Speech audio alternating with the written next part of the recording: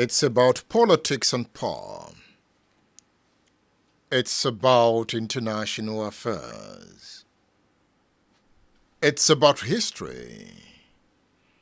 My name is Edmondo Bilo, and I welcome you to another edition of State Affairs, coming to you from State Affairs Studio in Ibadan. What is the subject of today's broadcast? It's about Obafemi Awolowo and the Nigerian Civil War. What role did he play in the war? What is your perception of the war? Remember, you also have the opportunity to contribute to this discourse. Awolowo is quoted to have said, "Any war by the North against the East on any account whatsoever would be an unholy crusade for which it would be unjustifiable to shed a pint of blood." Why did he make the statement? Before making the statement, let's trace Awolowo's history before the war. He was a former premier of the Western region. And don't forget, this is a continuation of the discourse on Obafemi Awolowo. We started it on Splash FM, and we've brought it down to the studio created for history. This is a class of history. So let me refresh your mind a bit. Starting from the crisis in the Western region. The crisis in the Western region was a fallout of the battle of supremacy between Obafemi Awolowo, leader of the Action Group, and his deputy Samuel Ladoke Akintola. It is a story of the past, but the analysis of the events of the time are lessons of history. Awolowo, after relinquishing the premiership of the Western region in 1959, elected to move to the federal parliament for national leadership. He became the leader of opposition, and Akintola, his deputy, left federal parliament for the Western region to take the place of his political leader as the premier of the Western region. No sooner had this happened than both men engaged in a power struggle over the principles of government. Awolowo, as leader of the party, insisted on party supremacy. But Akintola at some point believed in government supremacy. Because of the argument that followed, a state of emergency was declared in the region. Why the emergency was declared? Awolowo was dealing with the Coker Commission, set up to investigate the finances of the Western region. At the time, the followers of Awolowo saw the move by the Akintola government as a plot to humiliate the leader. Awo at the time was also at loggerheads with the Tafawa Balewa federal government. To add insult to injury, Awolowo and 30 of his political associates were accused of plotting a coup to overthrow the federal government led by the Prime Minister, Sir Abubakar Tafawa Balewa. Consequently, they were charged to court for treasonable felony, conspiracy to commit a felony, and conspiracy to effect an unlawful purpose. One of those that were charged of treason alongside Awolowo is Chief Ayo Adebanjo. Chief Ayo Adebanjo tells me the story. I asked him,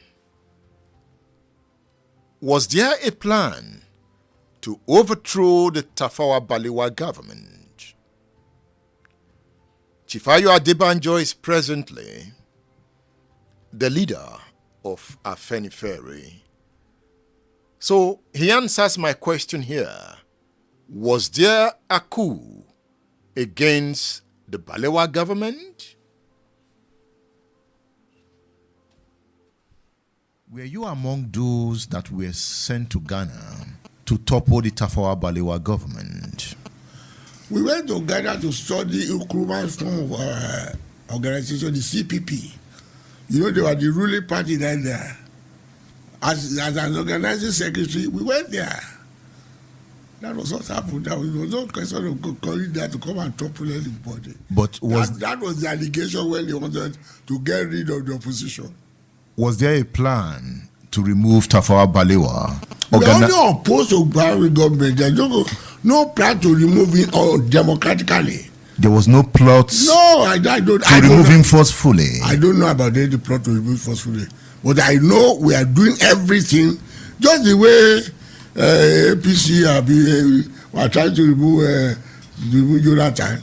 Sam Ikoku was part of the AG. Yes. He was an Awolowo man. Yes. So listen to what he said. Yes. He said, we were fed up with the way the Nigerian system, the Nigerian state, and the Nigerian government were operating. We were deeply committed to a change of government, and we saw that waiting for elections would not produce any solution to the problem. This was what we did. We started preparations for it, and the preparations had gone very far, and I believe we would have pulled it off. But unfortunately for us, our leader was so kind to the Nigerian police that he had a police informant among his planners, and so the police knew every move we were making, and so it was easy to trip us up. Our leader even became the number 2 citizen in the country. I felt it was time to tell the country the truth so that our history would be correct. So all I'm saying is that, yes, there was an attempt to overthrow the government. Yes, I took part in the attempt. Yes, it failed, thanks to people like MD Yusuf and Co. Chief Adebanjo, what do you have to say? That's his view. That's not my view. That's Ojukwu talking, not Adebanjo. A member of the AG. Look, during the treasonable felony, late Professor Olobamiru gave evidence that he was a member of the planning committee to school. But when he was questioned at the trial, that's another matter. You ran away. You did not come to the country during that treason trial, right? Yes. Why did you run away? I didn't run away. I will give you the background. By the time they were arresting people for after we left a rally for detention, it was Farounbi who said we should not allow all of us to be arrested here, and that he was not going to leave the country. But there must be people who will be championing our cause abroad, telling what is happening at home. That was how myself and Ikuku were sent abroad. Not because we ran away. Ikuku was in Ghana too? Yeah, he was my leader in Ghana. So if Ikuku accepted this, why did he choose to accept? Unfortunately, you should have asked him. State Affairs with Edmondo Bilo is live.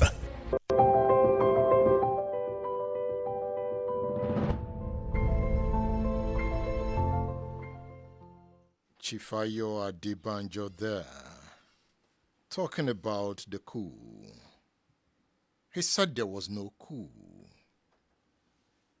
But one of his colleagues wrote in his book that there was a plan to overthrow the government of Tafawa Balewa.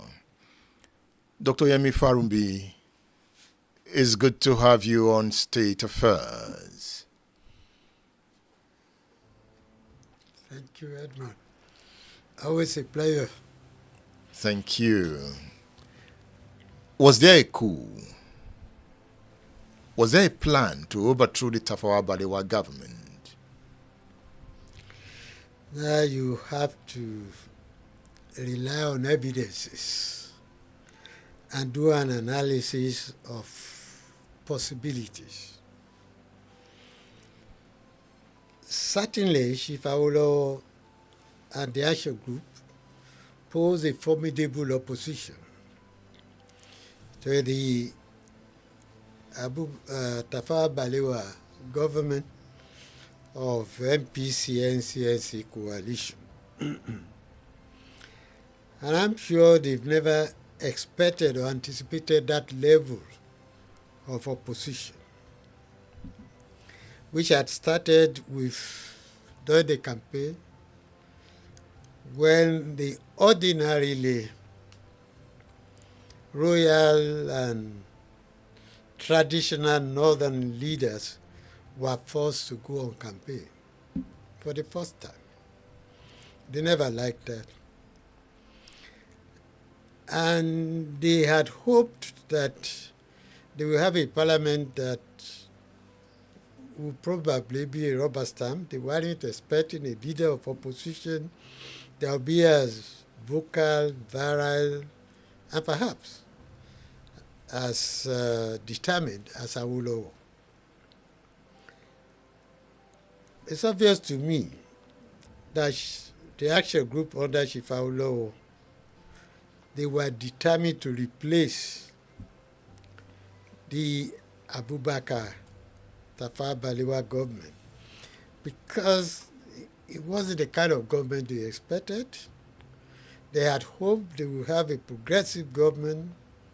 There be an alliance of the NCNC and the Action Group. They have not succeeded.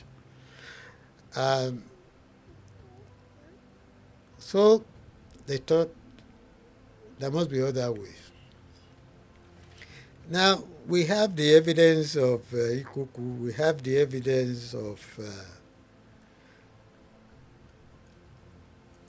Papa Adebanjo. I have problems with SG Igbo Coup because later in life, SG Igbo Coup became a government agent. When you say government agent, what do you mean? He became a collaborator with government. He became a member of the intelligence agency of Nigeria, particularly by the time of later days of IBB and all through the Abacha years. Eddie Kuku was a furious communist, Marxist at the beginning. But there is evidence that he became part of government. Quite a number of people too did. So, whatever he has said before became different from whatever he said later. So you have to now do an evaluation of it. Particularly that after 1979, a number of them became anti-Awolowo. Okay, Chifayo Adebanjo, you are making some point, And to confirm the point you are making, I want to bring in Chief Ayo Adebanjo again to corroborate the point Dr. Yemi Farounbi is making.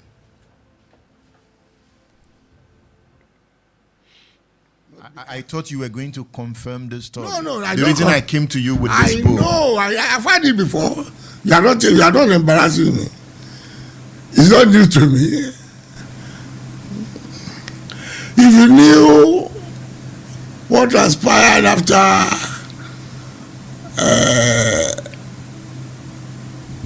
later between Chief Awolowo and Ojukwu, when it was described as Chief Awolowo gave somebody who is perfidious, there must be a reason for it. You see, those of our group with Awolowo, are you listening? There are so many people in this country that when we remember what the role they played, we shake our head. After all, and Awolowo was with us. But later on, what did he do? He went with the opposition. So many reasons for many people changing their view when the blow is hot. If you remember, at a certain stage, before Awolowo was incarcerated, when Biafran started their opposition on us, they shock number one for Awolowo, shock number two for Awolowo. Those were the time when she wrote to William and others were resigning from the action group. Almost every day, leading members of the party, those whom the leader built up. So on that, and on occasion, all those we knew, Chief Awolowo knew, were in the periphery of the party. He summoned the party, the Kenya, and expelled all of them. So there will be no question of anybody shock number one, shock number two. All those we knew that are not steady, we expelled them at that time. So it is not strange.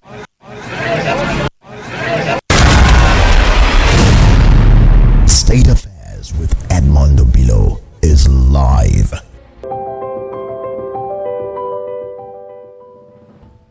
Yes, Dr. Farounbi. That's Chief Ayo Adebanjo there. Yes, I think he's quite right. The only one I don't agree with is on Chief Anthony Nauru. Okay. Chief Anthony Nauru might at a point in time have had to part ways, as it were, with Chief Awolowo, but he never abandoned his progressive principles. Even when he had to become the chairman of the MPN in the Midwest, I think it was called Bendel, he quickly left the party. He didn't join UPN, but one was quite sure that all through his life, Nauru was a radical. Why were they jumping ship? In his own case, I will not say he really jumped ship.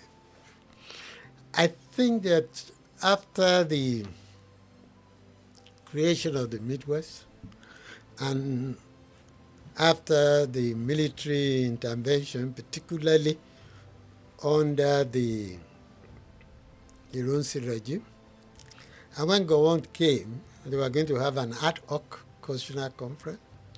Anthony Nauru led the Midwest team. Awolowo led the Western team. Jakande led the Lagos team. So there were certainly different responsibilities. As a minority, Midwest was in fact the only region that stood by Nigeria in 1967. When they held the meeting on the very first day, the North agreed to a dismantle of Nigeria. And the West supported. Of course, Lagos did. But at that meeting also the East did.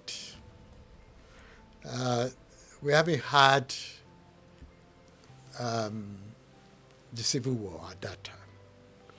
But the West, they were a minority. I mean, the Midwest were a minority. They believed that their own survival is dependent on the survival of Nigeria. And that if they were left alone, and you have to dismantle Nigeria, it was possible the Midwest cannot stand on its own. And it's a multitude of ethnic nations. The East then was largely Igbo with Calabar or Ogoja rivers. The West was largely Yoruba. The North was dominantly Hausa Fulani. So they looked at their own survival and stood solidly all through the Civil War. The Midwest stood solidly for a united Nigeria. There was also somersault in his own case. But there was a ideological somersault in the case of Igbo Coup.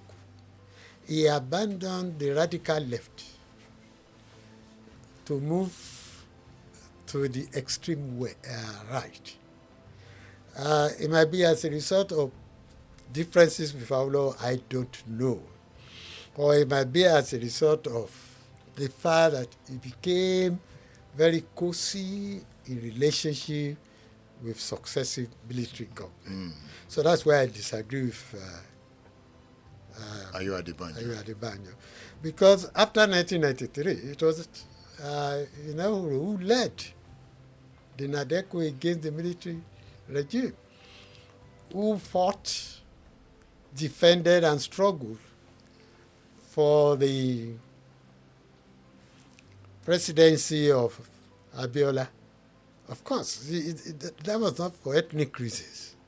It was for basically ideological reasons. So for me, Nehru stands as a specimen, a very good specimen of an ideologically progressive mind in this country. We are laying the background to Obafemi Awolowo's role in the Nigerian Civil War. And my guest is the author of the book Controversy Within the Dynamics of Office Politics. My guest is Dr. Yemi Farounbi. He read geography at the University of Nigeria and Obafemi Awolowo University, then University of Ife. He did his master's degree in public administration at the University of Ife, where he was the first winner of the Peter Odumosu Prize for the best student in the MPA examinations. He is a member of the Nigerian Institute of Management, Institute of Personnel Management of Nigeria, and Society of Nigerian Broadcasters. My guest is a renowned broadcaster. Yemi Farounbi was General Manager, NTV Ibadan. NTV Akure, now NTA Akure, and he later became Chairman, Directorate of Information, Oyo State. Dr. Yemi Farounbi would become Chairman, Broadcasting Corporation of Oyo State, Chairman, Daily Times of Nigeria, and Chairman, Osun State Broadcasting Corporation. During the presidency of Dr. Goodluck Jonathan, Yemi Farounbi became Nigeria's ambassador to the Philippines and Cambodia. We are discussing politics. Yemi Farounbi is a politician grounded in the politics of the Nigerian state. Obafemi Awolowo, former premier of the western region of Nigeria, was sentenced to 10 years imprisonment with hard labor on the 11th of September 1963. Before sentencing him, Justice George Shudende Shuemimo of the Lagos High Court listened as Awolowo made a statement. Awolowo, in his statement in court, says he welcomed any sentence that may be imposed upon him, but that his only concern is not for himself, but that his imprisonment might do harm to Nigeria. Did his imprisonment do harm to Nigeria, Dr. Farounbi? Well, yes, to the extent that we lost the opportunity to utilize his knowledge, his wisdom, even as leader of opposition. And I would think, and I can say this very boldly, the story of Nigeria would have been different if they had not imprisoned him. I would like to recall what Tony Nahuru said in the hallowed chambers of the House of Representatives, that we are embarking on a journey, the start of which we know, the end of which we don't know. We are still on that journey. If Awolowo had not been sentenced, perhaps there would not have been the rigging of the elections of 1964.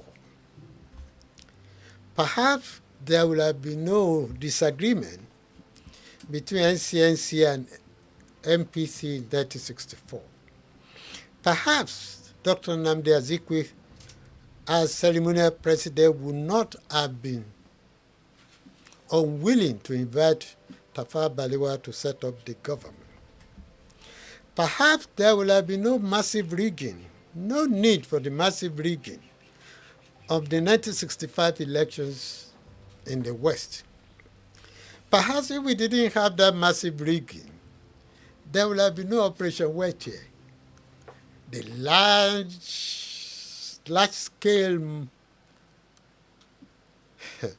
destruction, killing of people. Perhaps if all of that had not happened, nothing would have affected the conscience of Nzegu and his colleagues. Perhaps there would have been no military intervention. If there had been no military intervention and subsequent reaction by the North on May 29 in the name of Araba, and the counter coup, or the second coup, how will I call it, the return march of July 29, perhaps there will have been no massive killing of the Easterners in the North. Perhaps we would have had no civil war. The story of Nigeria would have been different. So he was right. Absolutely. He was released from prison on the 3rd of August, 1966, about 4 days after the counter coup. Some said Ojukwu released him.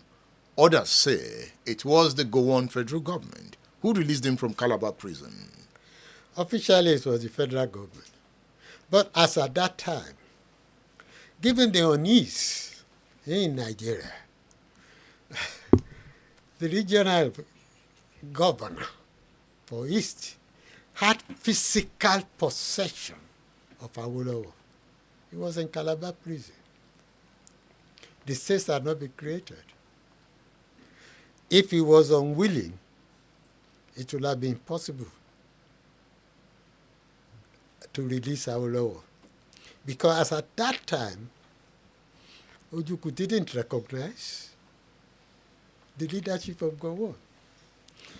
And this is why you have to look at the events. Now, we are privileged. We are looking at so many years after and interpret it correctly.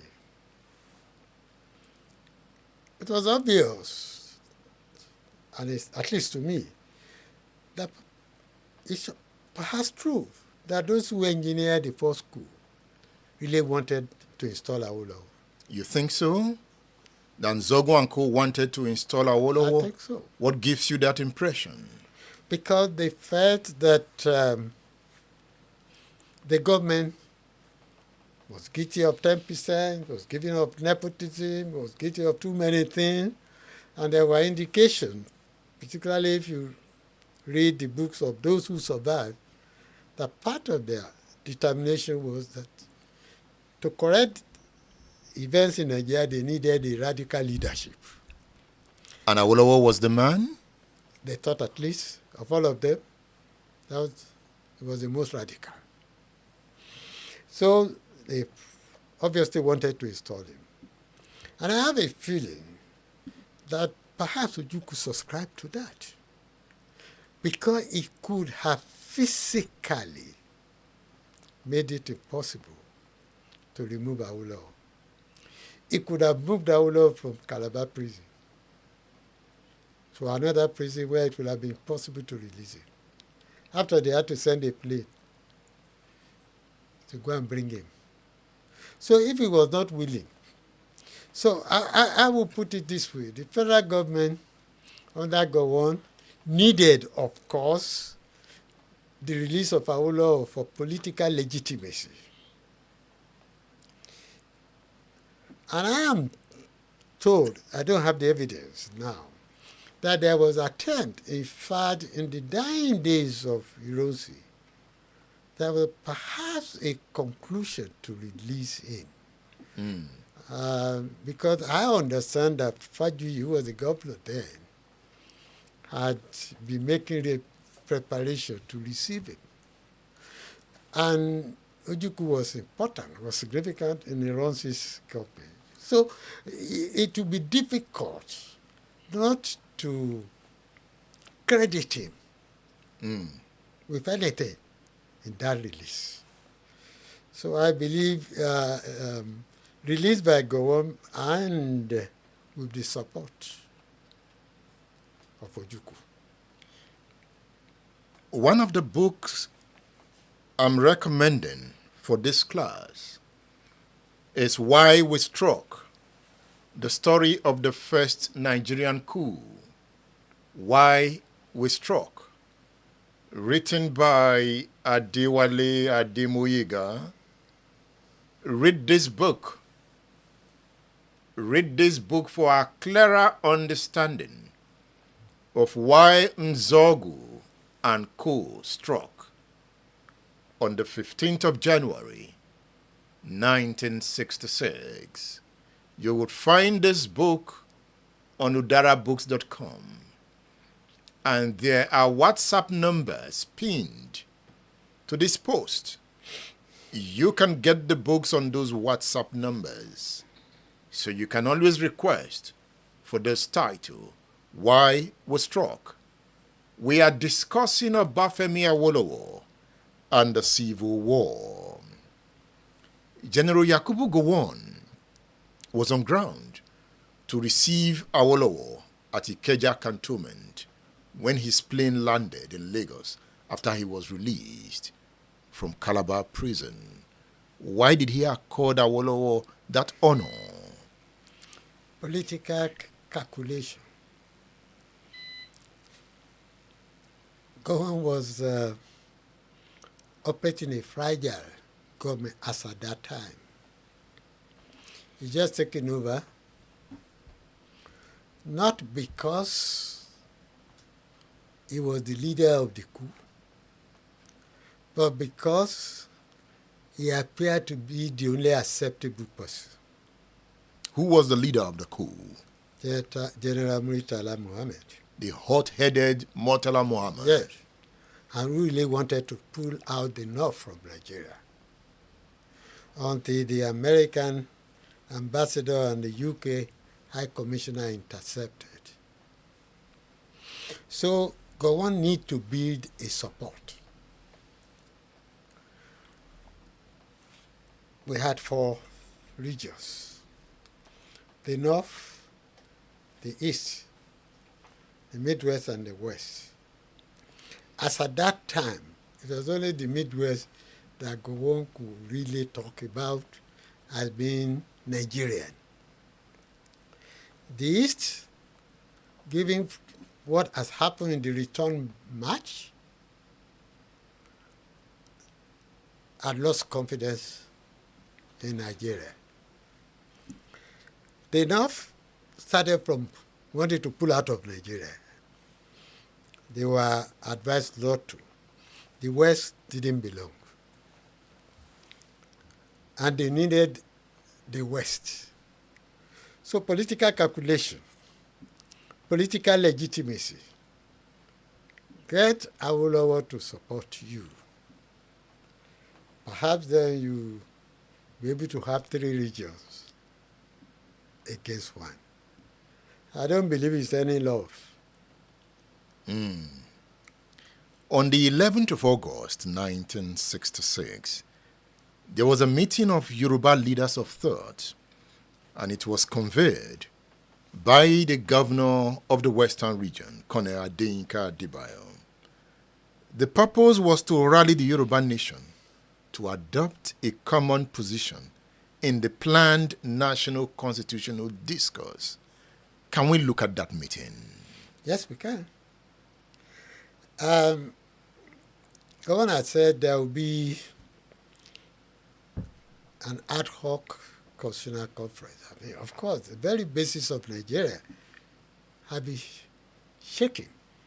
If we quote from Gowon's speech himself, because he did say the basis of unity was threatened and perhaps no longer there. So we needed a new constitution. And there are 4 regions.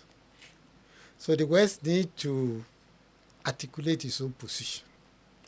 Don't forget that Awolowo had been marginalized to irrelevance, as it were. He's been in prison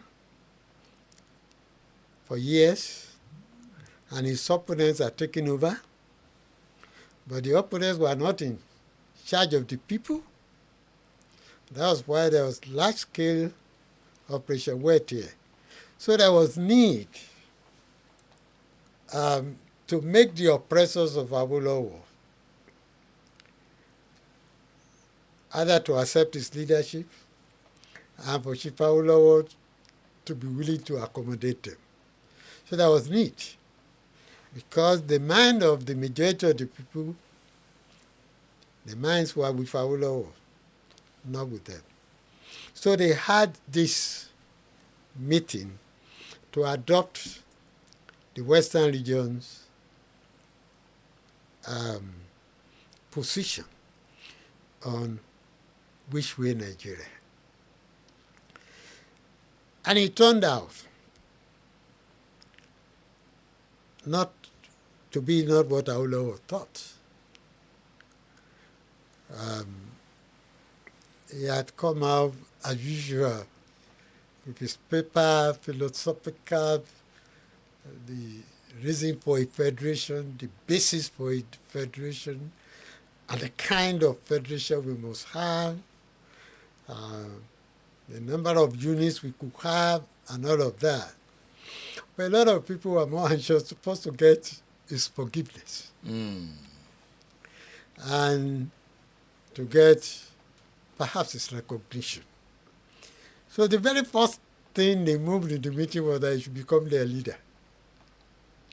And the motion was moved by those who had spent the last 5-6 years destroying whatever had been his political empire. And he refused. He refused. Now, before we go further, Professor Onobamiro testified against him before he was sent to prison. Yeah. Why did he do that?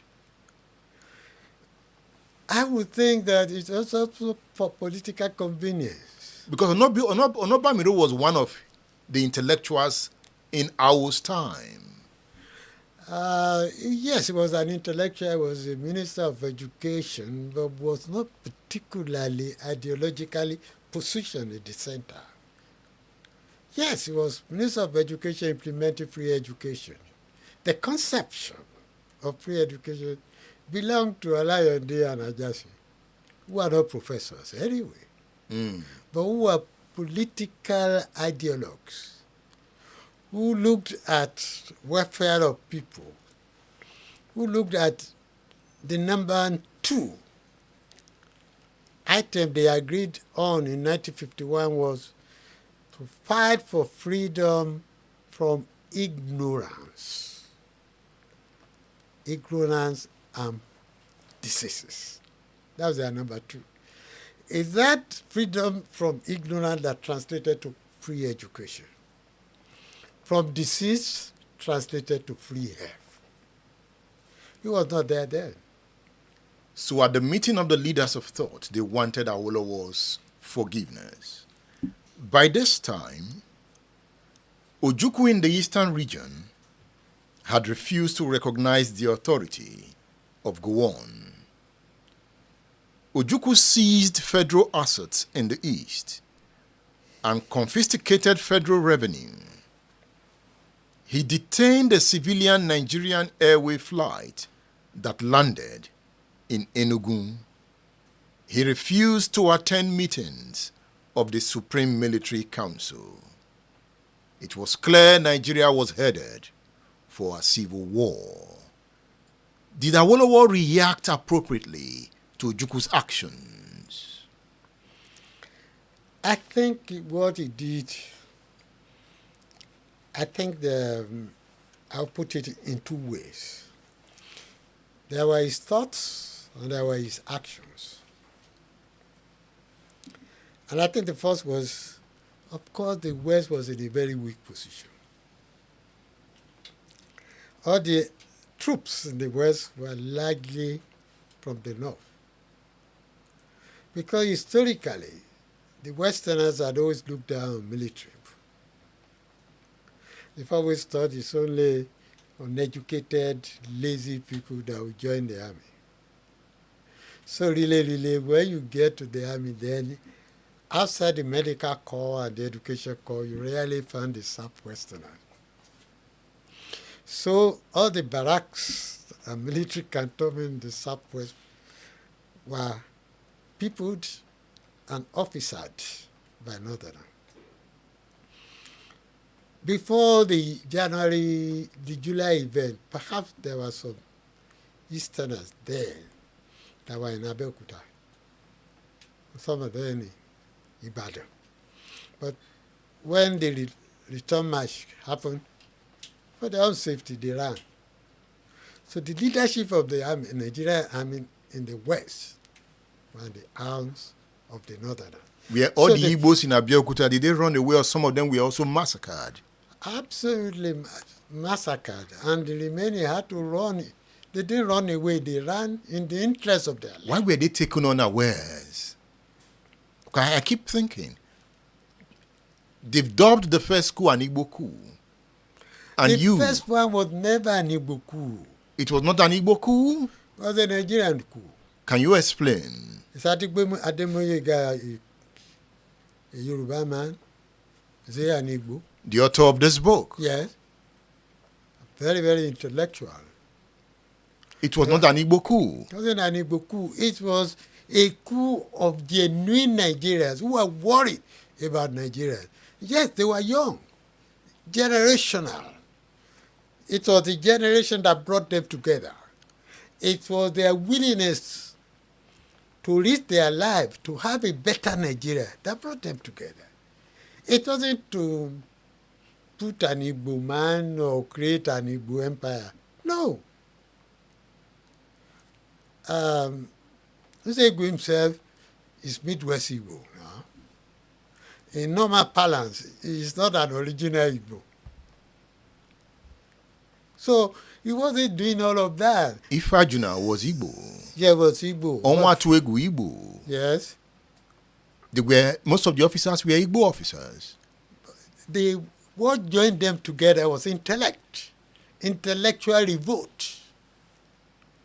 We wanted better Nigeria. Most of them were educated. They were university graduates. Most of the army officers, senior army officers killed were from the north.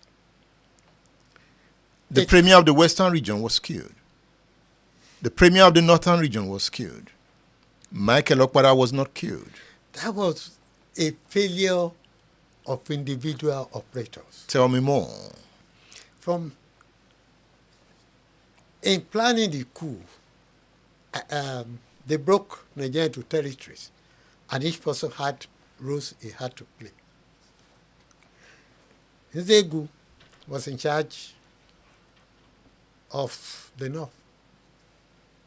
When he moved, he sought even the support of Ojukwu, who never gave him support. But Ojukwu knew about the coup.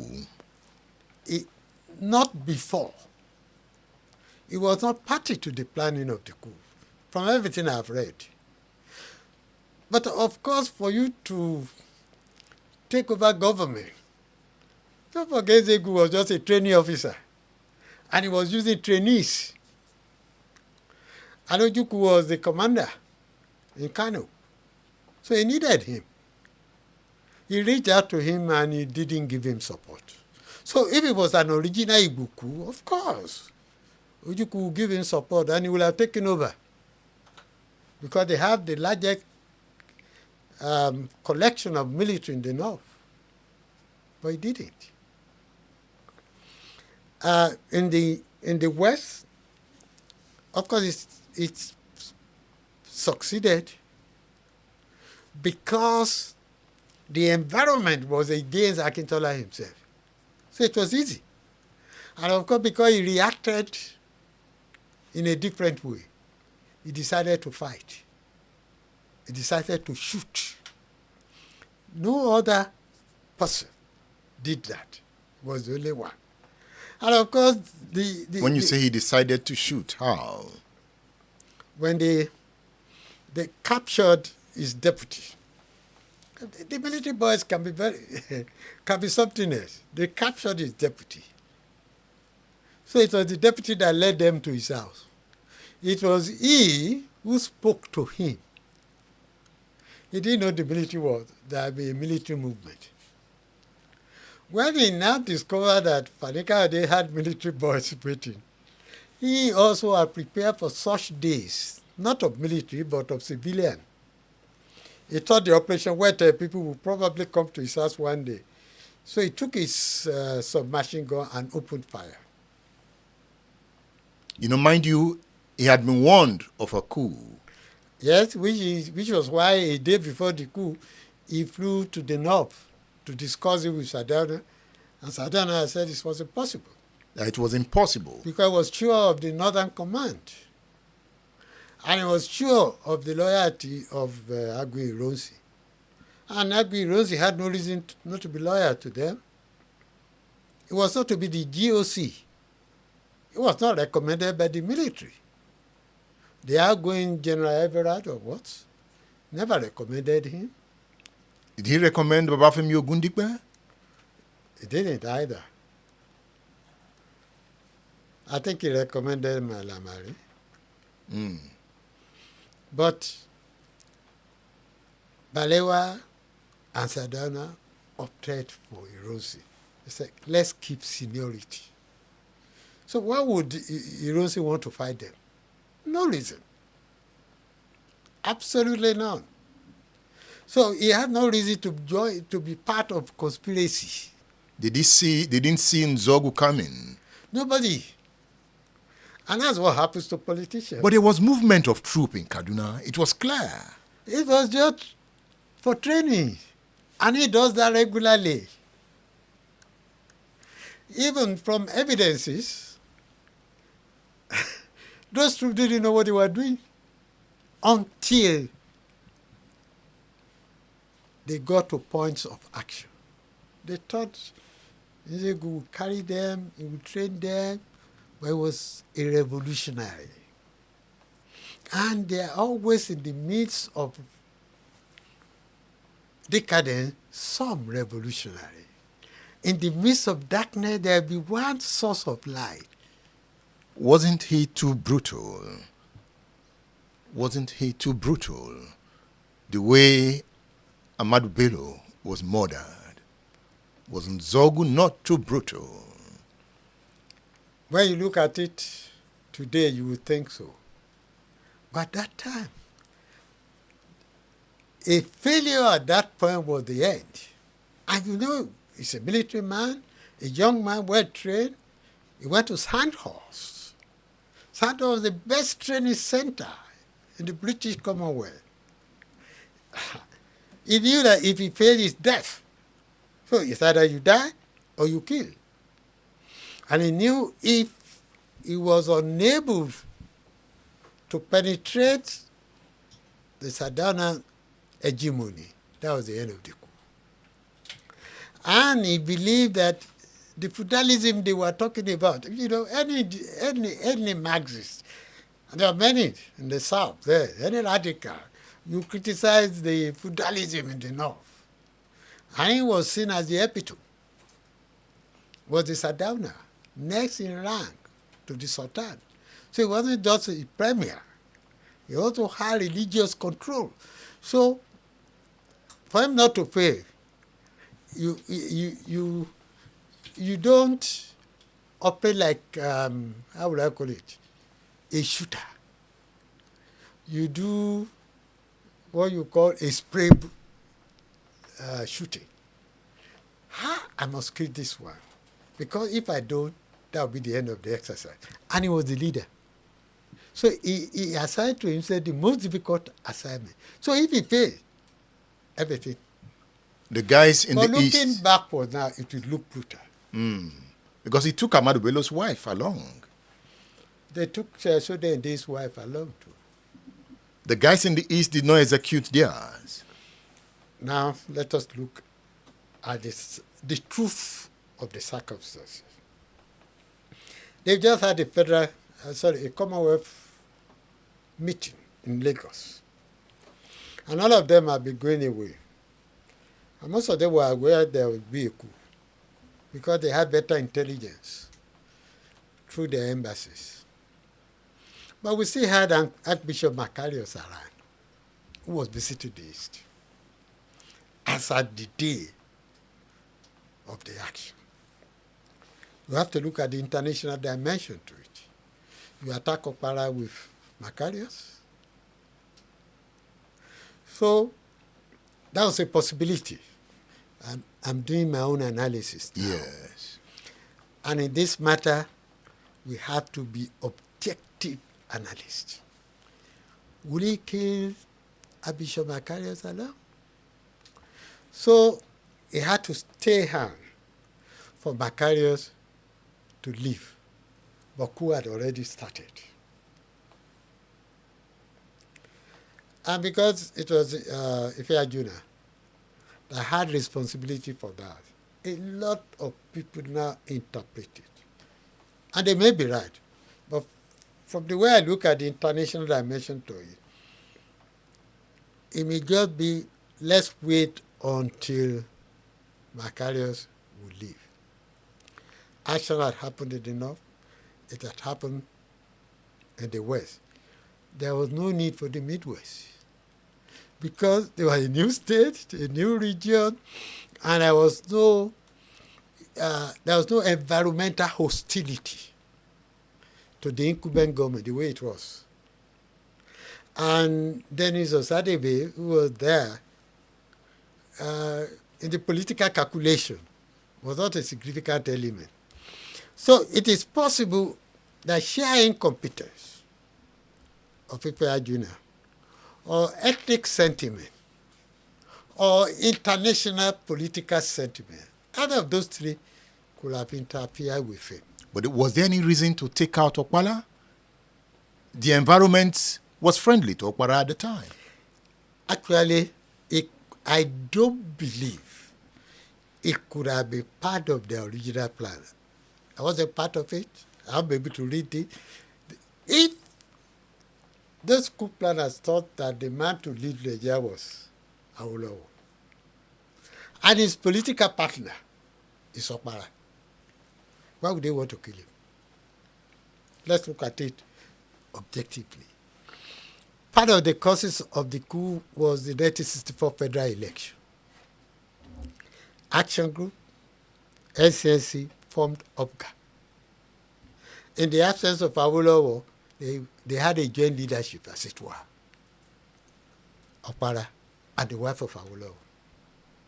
And they campaigned together all over Nigeria. So when you look at it analytically, it will have been strange if people thought that this rubbish, and they thought this rubbish was based on feudalism. There was no feudalism in this. They thought they were partners and collaborators with feudalists in the West. They eliminated them. They thought they were also collaborators in Lagos. That has to do with Okutiebo, Balewa. They eliminated them. So what would be the reason for dealing with the co-leader of what they saw as the only hope for Nigeria? Azikiwe left the country before the coup. If Azikiwe had been in the country, they will eliminate him. You think so? I believe so. Why did he leave? Did he have premonition of the coup? He probably did, and because that is him. I believe that Azikiwe will always look for safe ground. He did that 1951-52. You had to have a lecture, a very radical lecture against the British government. He now to plan the lecture. It was still an NCNCA there. It was not a national group. Every young man loved Azikiwe. They loved his intellect. They loved his grandiloquence. And they followed him.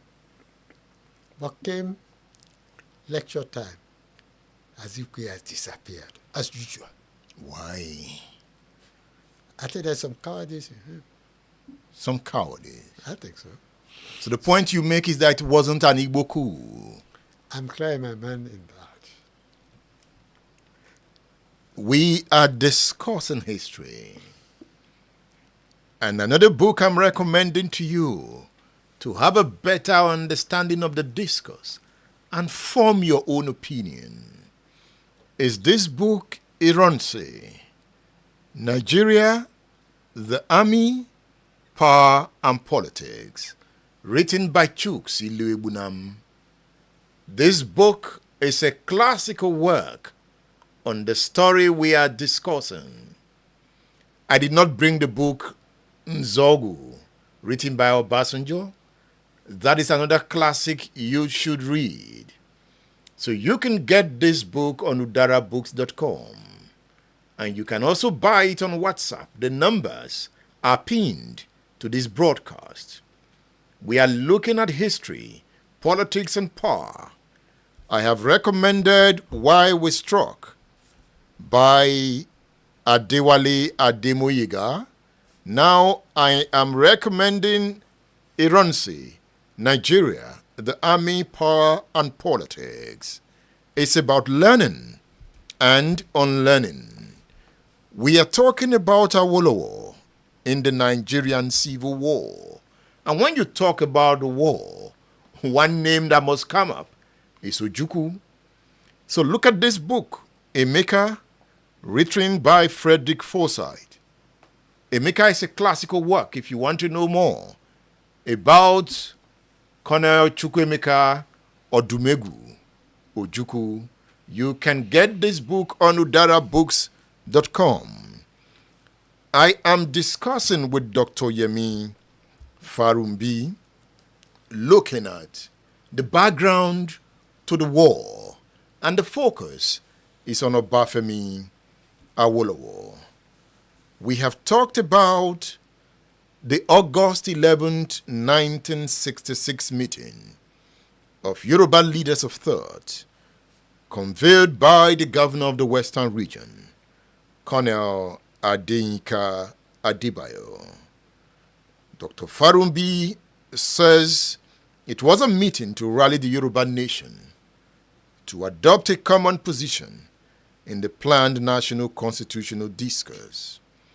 But the meeting turned out to be an appeal for Awolowo to lead the Yoruba nation. It turned out to be a meeting where those that offended Awolowo came to ask for forgiveness. There was another meeting of Yoruba leaders of thought in Ibadan on the 1st of May, 1967. In that meeting, Obafemi Awolowo was elected by acclamation as the leader of the Yoruba people. Yes, After Colonel Robert Adeyinka came to the meeting to appeal to him, he made a speech, passionate speech. If your colleagues say you should lead them, accept to lead them. Of course, Adebayo himself didn't belong to the Awolowo school. It was Farounbi who shared Awolowo's political philosophy. So he was one of those who needed accommodation by Awolowo. And of course, he had this problem also with the farmers. the Agbekoya. And it only required the intervention of Awolowo to stop it. In any case, and Awolowo said clearly, I will accept, but that as soon as political parties are allowed to emerge, I will stop being the leader of the Yorubas, because I don't expect all the Yorubas to be in my political party. And that was why in the latter days in his life, you never really made reference to him as leader of the Yorubas. You talked more about his president of UPN, leader of the UPN. From 1977 or 78, he really didn't see himself again as the leader of the Yorubas. But today, has any man in the history of Yoruba nation assumed the status of Obafemi Awolowo? The truth is that before him, Yoruba had no leader. And after him, we've not had one like that. I think he's the kind of person that you see one of them in 1 century or so. As a matter of fact, what had given Yoruba solidarity, the solidity they have today, is the quality of mind and action of Awolowo. Nobody ever governed the Yoruba together as one. Nobody. Not even in the days of Oyo Empire. All the Yorubas were never governed as one political unit. Awolowo was able to bring the nation together. And he did so well. So everybody became so proud to identify with him. On the 1st of May 1967, Awolowo delivered a speech at that meeting. And that speech today is referred to as the 4 imperatives by some. Yeah.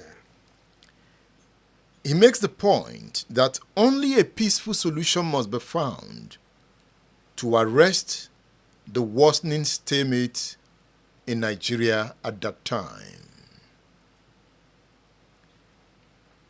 Another imperative is that the eastern region must be encouraged to remain part of Nigeria. Yeah. And the third imperative is that if the eastern region is allowed by acts of omission or commission to secede from or opt out of Nigeria, then the western region and Lagos must also stay out of the federation. He made that point. Yeah. Why did he make that statement? What does that statement mean? Very clear. You cannot have a Nigeria that is only the north and the west. That's the point he's making. If you're going to have a Nigeria, it's either to be of all of us or no Nigeria. And of course, he had the problem on hand, the northern troops. Either in that speech or in a subsequent speech, he said the northern troops must be withdrawn, so that the Westerners can have also the freedom to take their own decision. And it was clear to him, if you force the East out, or you allow them to go, then the West must be allowed to go, or must be deemed as having been forced out. That you're not going to have a situation, you will have a dominant North, and he has just come from prison, having tasted out of the the bitter pill that northern leadership or oligarchy can inflict. We're not going to allow that to continue. He makes the statement, any war by the North against the East on any account whatsoever would be an unholy crusade for which it won't be unjustifiable to shed a pint of blood. Awolowo had also said that any war against the East would be illegitimate unless it had the backing of the West and the Midwest. So what he's saying is that if the North, as northern region, decided to wage a war on eastern Nigeria, they are on their own. But of course, they fought a war ostensibly by Nigeria against Biafra. So even though the commanders at that time that started the war, that was Mohammed Shua, 1st Division, that entered via Enugu. The 2nd Division was General Murtala Muhammad. They didn't even have a 3rd Division until we had problem in the Midwest. So they themselves didn't trust any other person, but was then ostensibly in the name of Nigeria. It was Federal Republic of Nigeria now fighting a war against Biafra. Whereas if they had chosen to fight as northern Nigeria, I'm sure even the Midwest that passionately believed in Nigeria would have folded their hands. You made mention of Awolowo demanding for the withdrawal of mostly northern troops from the western region. Awolowo pulled out of the ad hoc committee, insisting that Gowon pulled out northern troops in the 3rd Battalion stationed in Ibadan. Awo saw it as an occupation troop. Quoting him, "We have neither military might nor the overwhelming advantage of numbers here in western Nigeria and Lagos, but we have the justice of a noble and imperishable cause on our side." Can I say that Awolowo instigated the North to launch the war, knowing that the North will not want to lose the Yoruba state? No, because he was not part of the government. He was influential. He was the most prominent civilian at that time. Nnazi Azikiwe was keeping a low profile. No, in fact, he wasn't available. There was Anthony Nahoro who had emerged as a formidable force. But like I said, the circumstances of the Midwest dictated that the many ethnic nations there should support in Nigeria. The Yorubas could afford if they had their own military might. And that's why when I go back to 1962 and they said they wanted to stage a coup, people didn't even have local government police. Not to talk of a battalion. It was that bad. Not that bad. Perhaps the reason Babafemi Ogunjikwe was easily intimidated. Absolutely. When he gave an instruction and the officer, the constable, said, "I will check with my captain." When a brigadier general gives an instruction, and the corporal says, "I will check with my captain," of course, you are not in charge. That's mutiny. Well, he could do nothing because he himself was surrounded. It was that preponderance that made it easy for them to overrun Ironsi and Faji in Ibadan now. They were surrounded by troops that were ethnically biased and were ethnically indoctrinated to see themselves as born to rule. Some of them might be regretting it now, like General Danjuma. When they look back at the role they played, the likes of General Leckworth, all of them, they are middle belters. They were not Fulanese. And they were Christians. They were Christians, but didn't see it. They saw the omnibus North that they were defending, the Shagayas, the Leckworths, there's this town now in Plateau that had so many generals. They saw themselves as northern elites. Are you talking about Lantang generals? The Lantang generals. They saw themselves as northern elites. Events proved to them later that, yeah, there is enough, and there is enough. But later they began to see themselves as middle belt. They thought the likes of Joseph Tucker and his fellow travelers were idiots. They were lunatic to be fighting against the North, which they had. Yes, they controlled the fighting men, but they were not the officers. And they were being used. And they allowed themselves to be used because they were not politically alert. It took at least 2 decades for the middle belt to realize. Awolowo saw this. When they formed the UNBC, Awolowo supported them. When they formed, when Kashim Ibrahim, who must be the grandfather of Kashim Imam, they supported the Asher Group. Asher Group was the leader, was the opposition in the North, in alliance with UNBC. They posted Ige, posted him in Jos. He was the lawyer to plead the case of the Middle Belter. But the Middle Belter didn't see the problem of their own. It is after the war, they were now beginning to see that, yes, we are one North. But like they said in animal farms, all animals are equal, but some are more equal than others.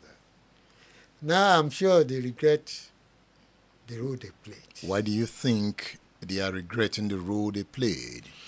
When you listen to Danjuma speak these days, in the last 10 years, or when you listen to General Leckworth, when he found himself almost being killed for the Zango Kataf issue, his little tribe, tried to defend them. He almost lost his life.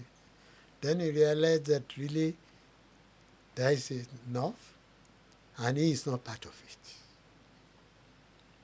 You see that in southern Kaduna, you see it in southern Bauchi, you see it in southern Gombe, where you have the minority tribes, predominantly either African religion or Christian, who are not even allowed to have equal access to power, political power. You saw it play out under Rufai in Kaduna State.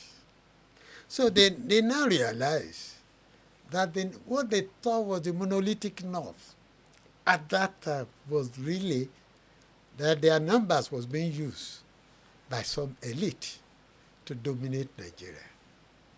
We are discussing history, politics, and power. Dayo Dada, thank you for joining the broadcast. We appreciate you. Remember, you can also call in. The numbers to call are pinned to this broadcast. We would like to hear from you, so you can call in and contribute to the discourse. The numbers are pinned to this broadcast. Francis Uyomo, thank you for watching. And as you watch, please share so that we can take the message further. Omotayo Oluwarotimi Onobamiro says that Awolowo approached him He told my father he would like him to recruit officers for him from the army because he was a gifted man, that he was brainy. My father went to buy some books on all the coups that had taken place in the world. He read the books and he went back to tell the two the coup could not succeed. I think this must be Onobamiro's son. Yes, I had always heard that view. Yeah. Okay. I've read, I would have loved that Professor Onobamiru wrote. He's his father, so. Why did he not write his own story? The son says Awolowo told him to go and bring the books on coups and coup planning. Later he called my father to say he was no longer plotting the coup. Okay? Let's more comment. Hassan Ayowole says, congratulations on your unveiling of the new studio. Thank you. Sunday Taiwo says, this is great. Nigeria will be great through our collective efforts. Keep your comments coming in, and you can also call. The number is 080 999 18449. The number is on the screen. The other number to call is 070 129 41837. So that's the number to call if you are interested in contributing to the discourse. Call. We are discussing Obafemi Awolowo and the Civil War. We've not entered the war proper. We are looking at the background to the war. And one book I think you should read is this one, entitled The People's General, or General of the People's Army. It's a collection of incisive articles on Chukwuemeka Odumegwu Ojukwu, edited by Chuks Iluegbunam, General of the People's Army. I recommend this book to you. You'll get it on udarabooks.com. You can also get it on the WhatsApp numbers displayed on the screen. Another book that will help you to understand the war is this one, written by Professor Akachi Ezigbo, Fact and Fiction in the Literature of the Nigerian Civil War. Fact and Fiction in the Literature of the Nigerian Civil War. That's another book you should read, because in the next 2 weeks, I'll be discussing the Civil War. I'll be bringing different authors of books to the studio. But Dr. Yemi Farounbi is my primary analyst on the subject of Awolowo. Have you read this book, Roses and Bullets, written by Professor Akachi Adimora Ezigbo? It's a great read. It's a fictional story on the war, like Chimamanda's book, Half of a Yellow Sun, a fictional story on the Civil War. Look at this, Half of a Yellow Sun.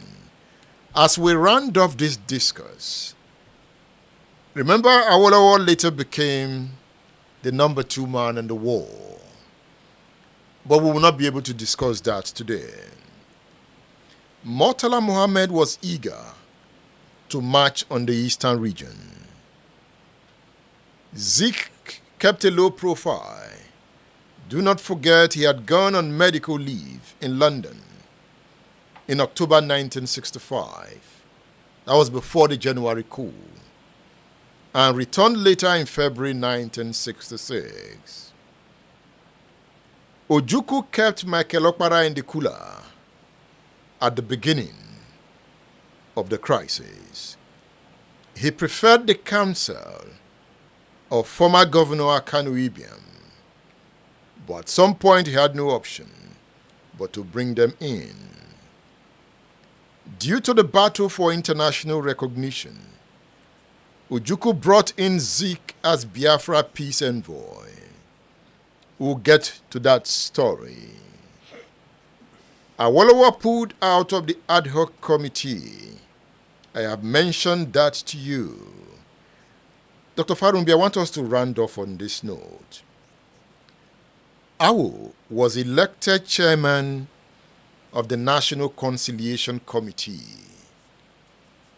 In this position, he led a powerful delegation to Enugu on the 6th of May, 1967, to meet Ojukwu to persuade him not to go to war.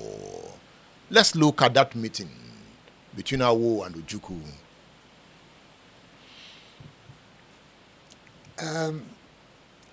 I think it was a very significant moment in the history of Nigeria where you begin to think of whether there will be war or there will be none. Well, I don't have the record, but I have Bola Ije's personal story with me because he was there. He was in that meeting. I was there as one of the aides of Awolowo. I think that meeting couldn't have succeeded. Looking at it now, benefit of hindsight, because this was far too gone. Far too gone. Yeah. And what were they far too gone? They were seen every day truckloads, not of property, but of dead bodies. It was a daily occurrence. I have friends who told me this story later, who are my classmates at the University of Nigeria. When you want to forget this, what has happened, then they bring another dead person. Young, vibrant people who had hope yesterday, who have been destroyed, who have been killed, who have been slaughtered for what they didn't know about. It was a pogrom? Real program.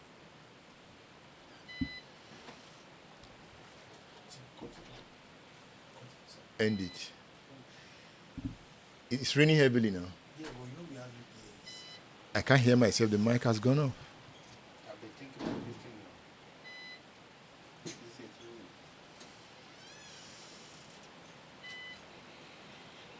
I don't know it.